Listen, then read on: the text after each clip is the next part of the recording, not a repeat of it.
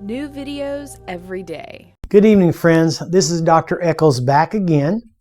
And today we are going to do the first part of a 3-part video series on some very simple things that you can do to get yourself healthier. You can start today. It's eat well, move well, and think well. And today we're going to tackle, for me, the very hardest of those 3, which is think well. A lot of times my patients come to me and they say, Dr. Echols, when I try to go to sleep at night, my thoughts all crowd in on me and I get stressed and I can't sleep and I can't shut my thoughts off at nighttime. And it makes my muscles real tense and tight and I don't know what to do. So there are some things that we can do nutritionally for people to help with that in the way of handling mineral imbalances. But I'm going to give you a little bit easier thing that you can do right away to help with that. And it has to do with what we call take a walk. And I'm going to describe that technique in general in just a minute.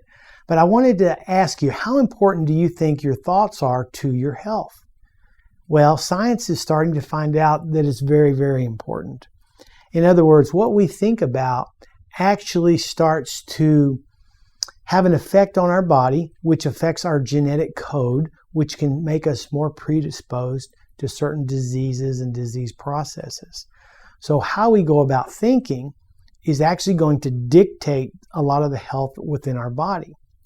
For instance, if there's a tiger chasing you down the street, there's a whole set of physiological processes that are going to happen as a result of the tiger chasing you down the street.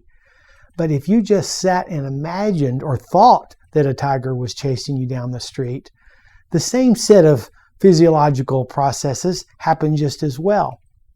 So whether it's actually really happening or it's just in your mind, very similar things are occurring internally within the cells themselves.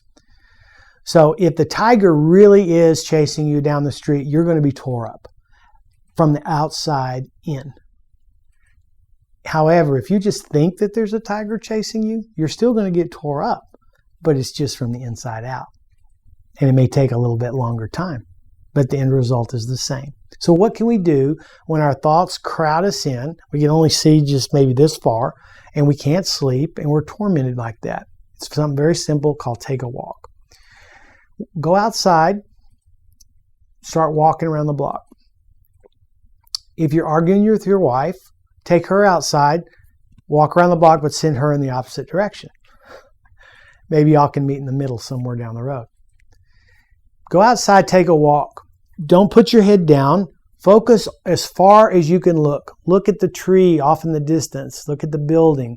Look at objects away from you. You've probably been by the computer all day. Things are right up in your face. They crowd you in. This is the time to get your awareness expanded out. Get yourself out of your head. So lift your head up, walk briskly, focus on things out in your environment. The first thing that you're going to notice is that you're going to start to feel a little bit lighter and a little bit better. The next thing that may happen is you may start to get a little bit fatigued. This is not the time to stop. That is actually just the fatigue starting to blow off. As you get more and more refreshed, that's when you can actually stop this technique. It's very powerful. It's actually very ancient. They used to take people that were psychotic or extremely depressed and make them walk until they fell down. And then when they fell down, they'd make them walk back home. And by that time, they were just about cured. So this is a very powerful technique that you can use. I call it take a walk. Go outside, get your mind off of your troubles and out into the environment where it belongs. It's a very, very powerful technique, and you'll find that it will help you. Okay, before we wrap up this section on Think Well, I think it's really important to mention that there's a big nutritional component to how well we think. This is becoming more and more apparent to me the more I learn about this. I have seen my patients who have been extremely agitated, anxious, depressed, can't put 2 thoughts together, can't focus, these kind of things. And we find out that these people have got some pretty significant nutritional deficiencies due to something they've got going on in their body. you know. Maybe they're not getting enough minerals, which is often the case, or they're not getting the proper kinds of omega-3 fats, which our brain is, needs so badly to function properly. It occurred to me that I have a patient who came in recently. It was a young man, about probably 3 years old. And the parents brought him to me because he was kind of a handful. He was real agitated, couldn't get him to sit still, was always tearing things up. And he came into my office, and it was just the way they described. He was running around all over the place.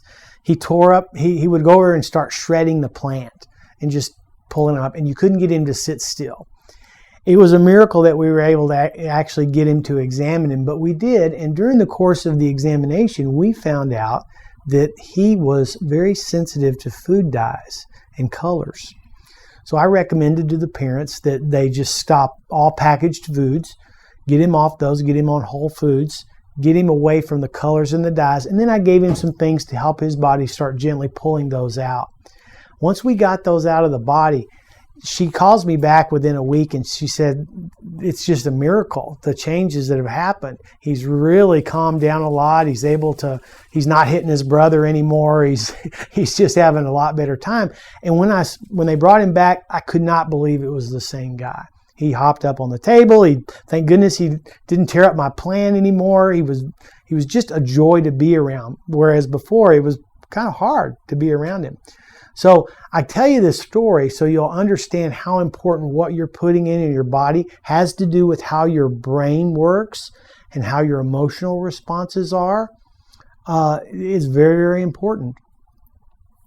Chemicals comes from the food.